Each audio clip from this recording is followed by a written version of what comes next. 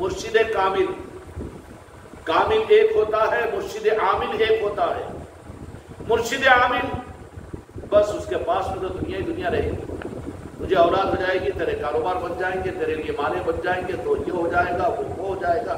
یہ مرشد عامل ہے، دنیا کی طرف میں رخ، اور ان کی صحبتوں میں رہ کر اتنا تو کام ہو گئے، لیکن اب اس کے آگے کے کاموں کے لیے اب دنیا ہی دنیا نظروں میں رہے گی۔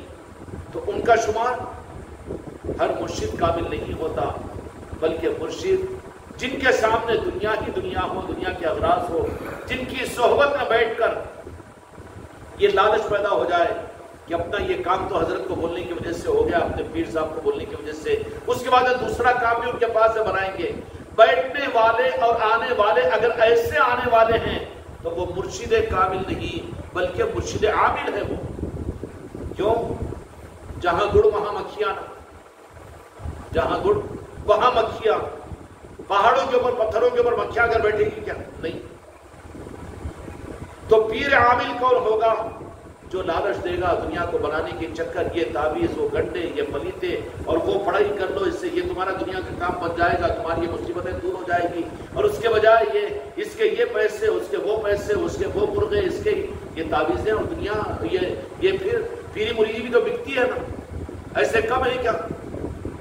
بلکہ آج تو اتنا یہ چیز غالب ہو گئی ہے کہ اگر کسی بیچارے عام آدمی کے سامنے اگر طریقت کا تذکرہ کرو، پیران کامل کا تذکرہ کرو، تو انجانے میں وہ بیچارہ معصوم اور بولا تو یہی سوال کرے گا، اچھا تمہارے بھی پیر ہیں، تم بھی مرید ہیں، کیا تمہارے پیر صاحب بھی تعویذ دیتے ہیں؟ یہ سوال کرے گا کہ نہیں کرے؟ کاما بھی بن جاتے آن لائن وہاں پر۔ ارے تعجب ہوتا ہے، یہ کون سی پیری مریدی ہے، کون سا پیر کامل ہے؟ وہ پیر کامل نہیں بلکہ پیر عامل ہے، اور اس کی صحبت نقصان دہ ہو جاتی ہے، دنیا کے لالچ اس کے اندر پیدا ہو جاتے ہیں۔ نہیں دیکھ لیتے ہم اب کے تو ایم ایل اے، اب اس کو ہم ہمارے پیر کو بول کے لاتے ہی ہے، عملیات کرتے ہی ہے، اور وہ کرا ہی دیتے ہیں، پھر وہاں پر ڈیلنگ ہو جاتی ہے، اتنے لاکھ اور یہ اور وہ پیر عامل ہو جاتا ہے۔ اب وہ کیا ہے؟ تعویذ، گڈے، پلیتے، اور یہ اور فلاں اور چنا، پتہ نہیں کیا کیا کیا کیا۔ خدا اللہ تعالیٰ مجھے اور میرے سلسلے کو اور میرے وابستگان کو ان لعنتوں سے محفوظ رکھے۔ پیر عامل کون ہوگا؟ ان کے پاس میں صرف یہ 60 کے 100 بنانے کی چکر ہوگی، اور رفع چکر کیا ہوگی کہ 100 کے 60 کے 100 ہم تمہارا بنائیں گے، لیکن وہ 20 ہماری جھولی میں آنے دو، ہمارے اکاؤنٹ میں آنے دو، اور ہمارے پاس میں اب کیسا دیں گے؟ نظریہ، اچھا ہدیہ بھی تو دینا ہے، ہاں عطیہ بھی تو دینا ہے۔ ارے بابا، ہدیہ دیا جاتا ہے، قبول کیا جاتا ہے، لیا نہیں جاتا۔ لیا جانا تو یہ لڑی پر ناخن رکھ کر کے وصول کرنا ہے، اس کو ہدیہ کیسے بولیں گے؟ اس کو نذرانہ کیسے بولیں گے؟ ہدیہ اور نذرانہ، اور ہدیہ اور نذرانہ یہ پھر قابلین کے پاس میں کہ حضرت کو 10 لاکھ دے دیے اور 20 لاکھ دے دیے، مرسیڈیز کار لا کر دے دیے، اور حضرت کو مکان بنا دیے، یا حضرت کے کاروبار میں کر دیے، وہ کر دیے، یہ کر دیے۔ یہ نذرانہ اور ہدیے کی انتہا کیا معلوم ہوتی ہے؟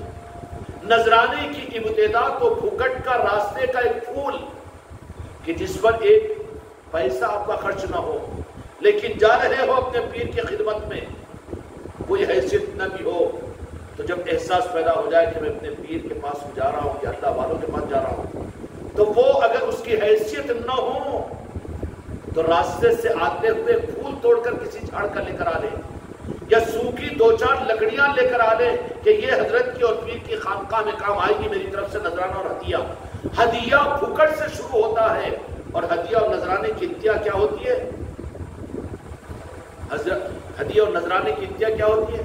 ابھی بیچارے بھی نادان ہیں، یہ مرید 10 لاکھ دیا، وہ 50 لاکھ دیا، یہ 1 کروڑ دیا، انہیں وہ کام، یہ کام، وہ کاموں کی لسٹ لے کر لوگ بیٹھے ہوئے، اور وہ کاموں کے بنانے کے لیے دکان لگا کر بیٹھا ہوا، نادان ہے بیچارے وہ۔ کیوں؟ کہ ہدیہ اور نذرانے کی انتہا کیا ہوگی معلوم ہے؟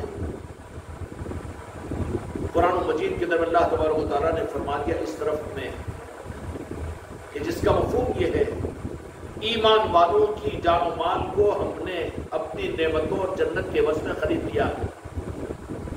ہدیہ اور نذرانہ، جان سے بک جانا، مال کو دے دینا، قدموں میں پڑ جانا، یہ ہدیہ و نذرانے کی انتہا ہے۔ اگر جو کوئی کامل پیر ہوگا، صحیح پیر ہوگا، اگر وہ لاکھوں کے اندر میں بیوقوف بنانے کے چکر میں ہوگا تو ٹھوکر مار کے ہٹائے گا، تیرا مال تیرے پاس پہ رکھ، میرا بھاؤ اتنا نہیں ہے کہ تم مجھے 10-20 لاکھ کے اندر میں خرید لے، یا مرسڈیز کاروں کے اندر میں لاکھوں اور کروڑوں کے اندر میں مجھے خریدنے کے چکر میں۔ بکنے والے نہیں ہوتے اللہ والے اور کامل پیر، اور پھر لینے والے بھی نہیں ہوتے، بلکہ وہ دینے والے ہوتے ہیں۔ ان کی کوئی قیمت دنیا نہیں لگا سکتی، بلکہ وہ ٹھوکر مارتے ہیں وہ اس کو۔ کیوں؟ ان کی پہچان کیا ہوتی ہے کہ وہ کامل پیروں کے پاس پھر کون بکتے ہیں؟ ان اللہ اشتری من المؤمنین باموالہم بان لہم الجنہ، کہ ہدیے اور نذرانے کی ابتدا تو ایک پیسے کی بھی قیمت نہیں ہے۔ پھکٹ میں آتے ہوئے اپنے پیر کی محبت، اپنی خانقاہ کو آ رہے ہو، حیثیت نہ ہو تمہاری، حیثیت کی بنیاد پر یہاں پر تمہیں نوازا نہیں جائے گا، بلکہ یہاں پر تو تمہارے دل کی محبت اور عقیدے کی بنیاد پر تم کو نوازا جائے گا۔ میں جا رہا ہوں اللہ والوں کے پاس میں، یا میں میرے پیر کامل کے پاس ہے، واقعی وہ اگر کامل ہے تو جا رہا ہے، تو جو خالی ہاتھ جائے گا وہ خالی ہاتھ واپس لوٹے گا۔ تو حیثیت اگر ہے، شروعات جو ہوتی ہے وہ پھکٹ کی چیزیں جو دنیا والے تمہاری بیوی قبول نہیں کرتے، تمہاری اولاد قبول نہیں کرتی۔ اگر خانقاہ سے جاتے جاتے تم بھائی 2-4 لکڑیاں چن کے لیں گے، ان کا بچہ بابا کیا لے کر آئے گی؟ نہیں تم لوگوں کے سے لکڑیاں چن کے لے گا، کیا بابا دیوان ہو گیا، پاگل ہو گئے؟ یہ کیا ہماری تو ان کر غصے میں آئے گا کہ نہیں آئے گا؟ تمہاری اولاد جس ہدیے کو نذرانے کو قبول نہیں کرتی پھکٹ کے لکڑیوں کو، وہ پھکٹ سے نذرانے اور ہدیے کی شروعات ہوتی ہے۔ کیونکہ نذرانہ اور ہدیہ پیسوں کی صورت میں یا خریدی اور ڈالر اور دینار کی صورت میں نہیں ہوتا، وہ تو کرنسیاں دنیا کے اندر میں چلنے والی ہے۔ ہدیہ اور نذرانے کی کرنسی جو ہے وہ تمہارے دل کی عقیدت اور دل کی محبت ہوتی ہے، اور دل کی عقیدت اور محبت اور عظمت کو چھوڑ کر جو مرید ڈالروں اور لاکھوں اور کروڑوں میں اپنے پیر کو ہدیہ اور نذرانہ دے کر خریدنا چاہتا ہے، وہ گمراہ ہوتا ہے۔ وہ اللہ والوں کو نہیں خرید سکتا، اللہ پسند بھی نہیں کرتا کہ جو اس کے ہوں گے۔ اگر وہ حماقت کرے کہ میں غریب نواز کے پاس میں جا کر اب کے 10 لاکھ کی چادر چڑھایا ہوں، چاندی کا کام کروایا ہوں، اور 10 کروڑ کی کہ سونے کی چادر چڑھایا ہوں، اللہ تبارک و تعالیٰ کہے گا کہ تیرے سونے کی چادر سے میرے غریب نواز کا کیا معاملہ ہے؟ ہوگا کہ نہیں ہوگا؟ کیونکہ وہ لوگ کاملین ہیں۔ وہاں پر تو اگر کرے گا تو تجھے اللہ اگر توفیق عطا کرے گا تو اس توفیق اور اس خرچ کرنے کی بنیاد پر خدا اپنا تجھے بنائے گا، تو خرید نہیں سکتا۔ نہیں، ہم غریب نواز سے یہ کامہ بنا لیتے ہیں، اور راجن شاہ ولی کے پاس میں جا کر روزانہ اور وہ کرا دینے سے یہ کرا دینے تھے، یہ 10,000 خرچ، یہ 50,000 خرچ، یہ 20,000 خرچ، یا پھر اولیاء کے دفتروں میں جمع کرانا پڑتا، اولیاء کے پاس میں وہ کرانا پڑتا، اور یہ مرید، ارے بابا تو کرنا، پھر مریدوں کو کیوں ان کا گلا دبا رہا ہے؟ تو کیوں نہیں کرتا؟ تو اپنا گھر کیوں نہیں بیچتا؟ اور تو اپنی قیمتوں کو کیوں نہیں خرچ کرتا؟ تو اپنی پراپرٹیوں کو کیوں نہیں بیچتا؟ کیا تجھے اولیاء کی ضرورت نہیں ہے؟ ان کے پاس میں جو موقع وہ دیتے ہیں وہ نوازنے کے لیے، تو شروعات کہاں سے ہوتی ہے؟ ہدیہ اور نذرانے کی۔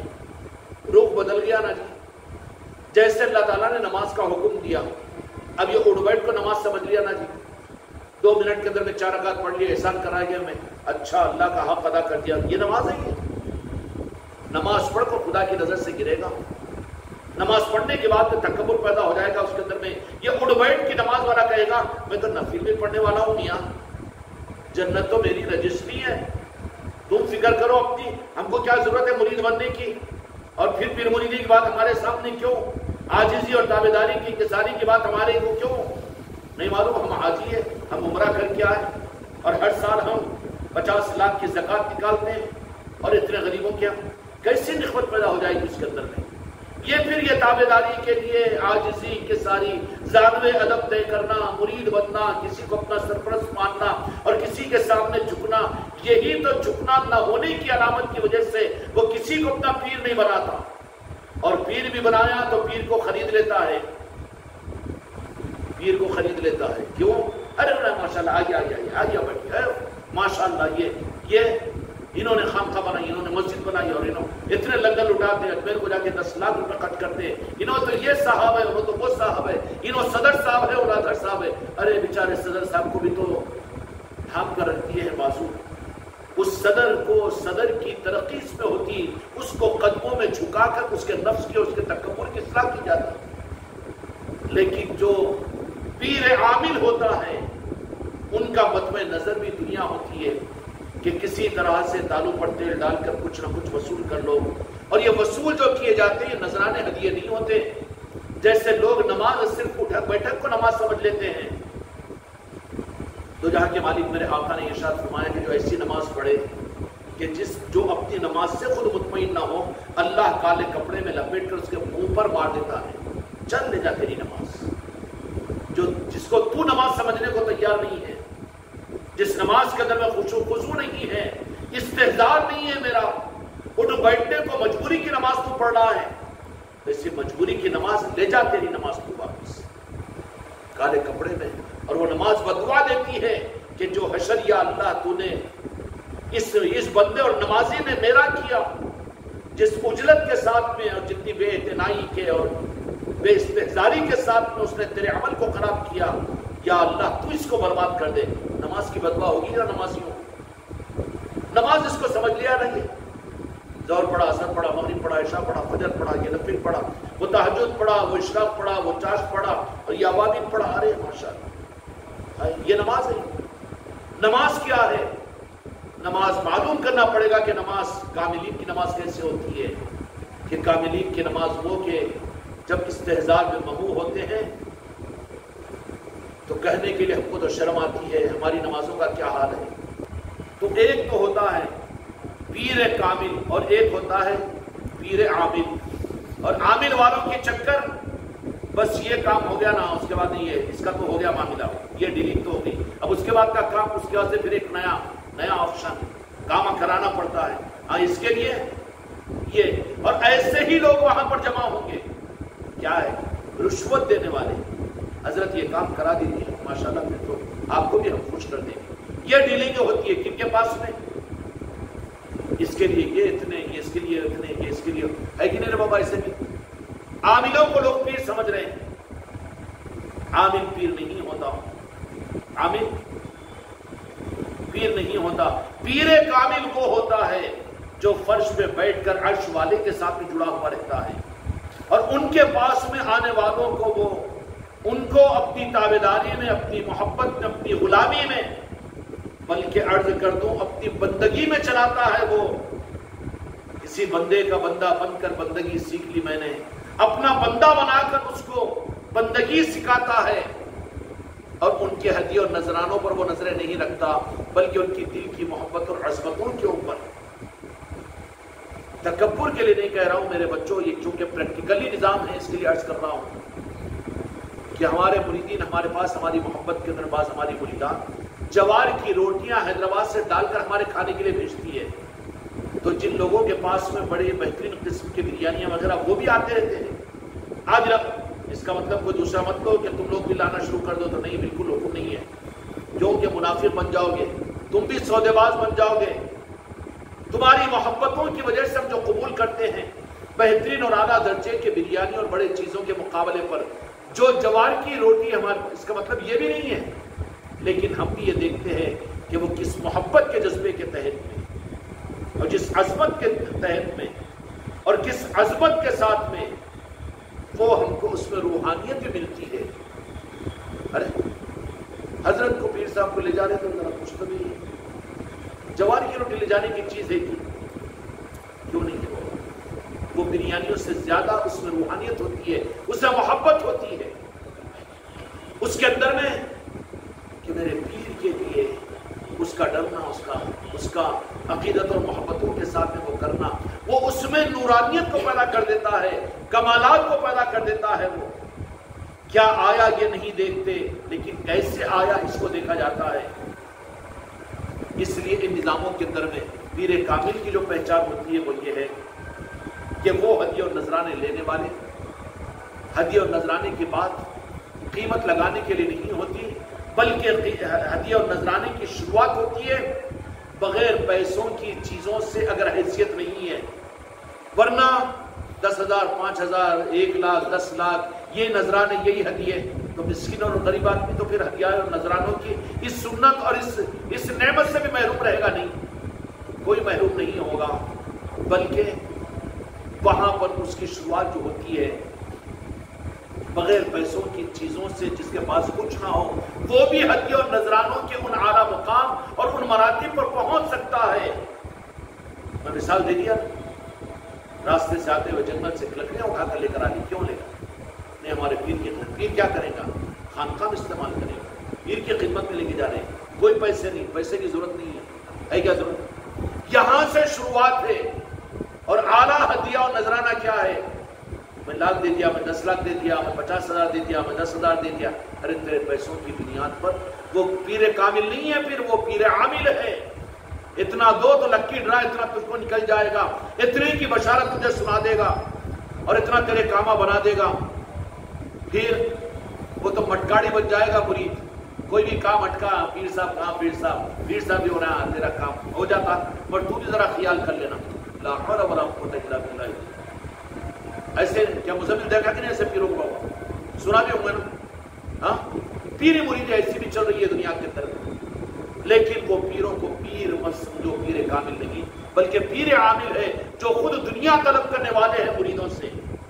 اور پیر کامل جو ہوتا ہے شروعات اس کے پاس میں ہدیہ اور نذرانے کی، بے پیسوں کی، بے وقت کی چیزوں سے ہوتی ہے، جس ہدیہ اور نذرے کو تمہاری اولاد، تمہاری بیوی قبول نہیں کر سکتی۔ نعرہ سنیے نا، جو میں مثال دیا تھا، ہاں ذرا ان کا ہاضمہ کم ہو رہا، ذرا ان کو مثال نہیں دیا مشاہد صاحب، تو لگ رہا ہے کیا پاگل ہو گئے تم؟ کیا لگ رہا ہے رستے کے کچرے اٹھا کے لا کے ہمارے گھروں میں ڈال رہے ہیں؟ نہیں، تم لوگوں کے لیے نذرانہ ہدیہ ہے، تو چڑیلی بیوی ہوگی تو کوئی چولتھا نہیں لے کے وہ لکڑی کو پھینک کے مارے گی، پاگل ہو گیا کہ بوٹا ہم کو ہدیہ دینے کے واسطے؟ بینک کا سارا اکاؤنٹ تو بچا کے رکھ رہا ہم سے، تجوریاں تو الگ بن کے رکھ رہا، اور یہ رستے کا کچرا ہمارے کو ہدیہ بن کے لا کر دے رہا۔ لیکن وہ ہدیہ پیر بھی قبول کرتا ہے، کیوں؟ شروعات یہاں سے ہوتی ہے، اور اعلیٰ درجے کا ہدیہ اور نذرانہ، اس کی عظمتوں کو ختم مت کرو، اس لیے کہ اولیاء ہدیہ اور نذرانے کو قبول کرتے ہیں، تو یہ ہدیہ اور نذرانہ ایک عظیم عمل ہے جس کو قرآن و مجید کے اندر میں اور احادیث کے اندر میں جس کی فضیلتیں بیان کی۔ فضیلتیں سنا کے منہ میں پانی لے کر نہیں بول رہا ہوں میں، لیکن رخ کو سمجھا رہا ہوں کہ خریدو مت۔ انتہا کیا ہوتی ہے ہدیہ اور نذرانے کی؟ نہیں، یہ نہیں اتنا نہیں کہ اس میں سے ذرا ٹچ، بلکہ اتنے مکار باز ایک بیچارے سنائے تھے ہم کو بھی، صادق علی خان صاحب خانہ پور کے، کہ ایک پیر صاحب بولے کہ اتنی بڑی گڈی لیا کہ لفافے میں بھر کے دیے، انہوں نے خوشی خوشی بہت ادھر بعد میں نکال کے دیکھے تو 10 کے نوٹا بھرے ہوئے تھے، مکار سے بڑے مکار، جیسے پیر ویسے مریدین۔ اور جی شاہد صاحب 10 لگے دیا، ایک تو 1 لاکھ روپے تو ہوں گے، ماشاء اللہ بٹھاؤ دسترخوان پہ بچھاؤ، کھلاؤ، ہاں کھلاؤ۔ بعد میں جا کے دیکھے تو 10 ایسی کی تیسی، 1000 روپے کے بٹن کو 1 لاکھ سمجھ رہا تھا۔ دھوکے والوں کو تو دھوکے ہو گئی نا، دھوکے والوں کو پھر نتیجہ کیا ہوگا دھوکا، کہ لاکھوں اور کروڑوں پر جتنا عروج سے پہنچیں گے، پلٹ کر دیکھیں گے تو ذلت رسوائیاں کے کچھ باقی نہیں رہے گا، یہ انجام ہوتا ہے۔ اور پیر کامل پھولوں میں ہوتے ہوئے عرش الہی تک پہنچ جاتے ہیں، اور اپنے سچے غلاموں کو لے کر پہنچ جاتے ہیں، ان کے پاس سے منزلیں مل جاتی ہیں، ان کو میرے مصطفیٰ کی بارگاہ کی قبولیت مل جاتی ہے، ان پر فضیلت پاک کی نگاہ نصیب ہو جاتی ہے، اولیاء کاملین ان کو اپنا بنا لیتے ہیں، اور پھر غریب نواز ان کو اپنی نسبتیں عطا کر دیتے ہیں، ہے کہ نہیں؟ راستہ اختیار کر اللہ تعالیٰ منزل نہ دے، اللہ دھوکے باز نہیں ہے نا، اس باللہ جو سچا ہو کر سچے راستے کو اختیار کرے گا منزلیں ملنا یقینی ہے۔ وہاں پر تو بے گمان نہ ہو میں نہیں مل سکتی، بالکل بات غلط ہے، اللہ دھوکہ نہیں دیتا کسی کو، سودا تیری طرف سے کچا ہے، اس کے لیے تجھے منزل نہیں مل رہی ہے۔ اس لیے میرے بچوں شروعات تو وہاں تک بے قیمت کی چیزوں سے ہوتی ہے ہدیہ نذرانے کی، اور انتہا قرآن پاک کے مطابق کہ اپنی پوری جان اور پورا مال بھی ہبا کر دیتا ہے، تب تو وہ مانا جائے گا کہ ہاں اس نے ہدیہ اور نذرانہ پیش کر دیا اپنے پیر کی خدمت میں، میری جان میری نہیں، میرا مال میرا نہیں، اور میری دنیا میری نہیں، میری جنت میری نہیں، سب کچھ میرے سرکار کے قدموں میں. یہ ہے نذرانہ اور ہدیہ کا اعلیٰ درجہ. کوئی لمٹ ہے کیا؟ 1 لاکھ 2 لاکھ 10 20؟ وہ بیچارے بے وقوف ہیں جو 10-20 لاکھ کے مریدوں کی چکروں میں آ کے خامخواہ کے غلط سودا کر لیتے ہیں. نتیجے کے اعتبار سے آخر میں ذلت رسوائیہ مل جاتی ہے. نادان ہیں بیچارے، وہ خرید لیتے ہیں، وہ مرید ان کو خرید لیتے ہیں. پھر وہ پیر اپنے نظام کے ساتھ ان مریدوں کو چلانے کی اس قدر میں ہمت نہیں ہوتی، بلکہ وہ پیر خود ان مریدوں کی مرضی سے چلنا شروع ہو جاتا ہے. حضرت ایسا نہیں ویسا انہیں مشورہ دینا شروع کرتا ہے. جو پیر کامل ہوگا، سچا پیر ہوگا، دنیا کے جھولوں کی باتوں کو وہ مریدوں کی سنے گا، وہ مریدوں کو چلائے گا کہ مریدوں کے مزاج کے مطابق چلے گا. اس کی پہچان کیا ہوگی؟ وہ چلانے والا پیر کامل ہوتا ہے اور مریدوں کے مشوروں پر چلنے والا، وہ کسی کی سننے والا نہیں ہے. جن کا وہ ہے وہ ان کی سننے والا ہوتا ہے. جو پیر کامل ہوتا ہے وہ تو سنے گا غوث و خواجہ کی، جو پیر کامل ہوگا جو سنے گا تو بابا فرید شکر گنج کی، سنے گا تو ان بڑوں کی، اپنے اوپر والوں کی. جو چھوٹوں کی سنے وہاں پر ذرا ڈامل ڈول معاملہ ہے، کچھ نہ کچھ وہاں کمپرمائز اور وہاں پر کچھ نہ کچھ مینجمنٹ ہو جاتا ہے، مینج ہو جاتی ہے وہ چیزیں. تم یہ کر دو حضرت، میں یہ کر دیتا ہوں. پھر اس کی نظر دنیا داروں پر، میری خانقاہ یہ بھی چل رہی ہے، اس کو بنا دو، اور میرے خانقاہ میں اتنا یہ کر دو، اور میری خانقاہ کے اندر اس کے ارے ارے ارے ارے نہیں، یہاں مینج نہیں چلتا. یہاں پر تو معاملہ اور سیدھا راست غوث و خواجہ سے ہوتا ہے. پیران کامل کا نظام یہ ہوتا ہے، ایک ہوتے ہیں پیر کامل اور ایک ہوتے ہیں پیر عامل. اور یہ اکرام وہ پیران کامل ہوتے ہیں کہ ان کے پاس میں آنے والے بھی صرف اغراض کے لیے نہیں، غرض کے راستے سے آتے ہیں، لیکن ان کی تربیت تک ان کو برداشت کرتے ہیں، نبھاتے ہیں، کچھ عطا بھی کر دیتے ہیں اور کچھ فیصلے ان کے لیے بھی کروا دیتے ہیں، ان کی قسمتوں کو بدلوانے بھی دیتے ہیں اور اپنے ہاتھوں کی کرامتوں کو ظاہر بھی کروا دیتے ہیں. لیکن ہمیشہ کے لیے صرف ان کو اسی راستے پر نہیں رکھتے، بلکہ کان پکڑ کر ٹھکل کر لے لیتے ہیں کہ کروا دیے تیرے لیے، دلوا دیے تیرے کاموں کے مسائل کو، تیرے جی کی چاہتوں کو پورا ہم نے کروا دیا، تجھے اولاد دلائی، تجھے کاروبار دلائی، تجھے ملازمتیں دلائی، تجھے صحت دلائی، لیکن اب اس کے بعد میں چل، اب اپنے آپ کو تابع کر، ظالم ادب طے کر. والذین اتبعوا بالاحسان، تابعداری والے راستے کا نام طریقت ہے. یہاں تابعداری چلتی ہے، یہاں ظالم ادب طے کرنا چلتا ہے، یہاں غلامی چلتی ہے. اور یہاں پر انانیت، خود کو سمجھنا، اپنے مزاج سے چلنا اور اپنے طریقے پر پیر کو چلانا یہاں نہیں چلتا. اور جہاں چل رہا ہے تو وہ پیر کامل کا نظام نہیں ہوتا، وہاں تو تابعداری اور ماننا. کسی بندے کا بندہ بن کر بندگی سیکھ لی میں نے. اس لیے میرے بچوں کی زندگیوں کو قیمتی بنانے کے لیے چیزوں کے اوپر اپنے آپ کو تابعداری کے مزاج پر لاؤ. لا الہ الا اللہ